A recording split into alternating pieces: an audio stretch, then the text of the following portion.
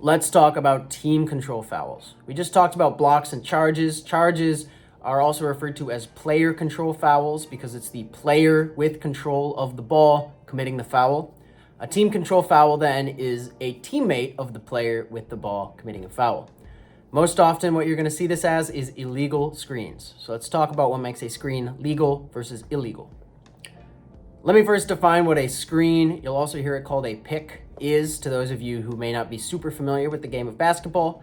A screen is when somebody on the offense tries to take a defensive stance, essentially, to stop a defender from getting to the ball handler.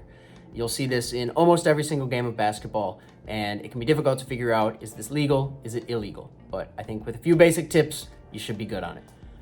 The first thing to note is that unlike establishing legal guarding position as a defensive player, you do have to give time and distance to the defensive player when you are setting a screen.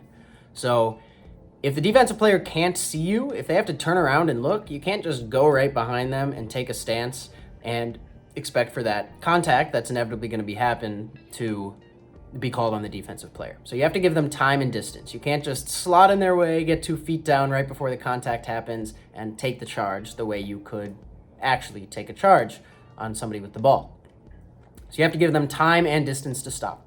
There's a lot of nitty-gritty definitions with that, but I don't want to get into them. Just keep in mind, time and distance is required for setting a screen. The second thing is that the screener must be in the frame of their body. So they cannot be sticking a hip out or using their hand to hold somebody back.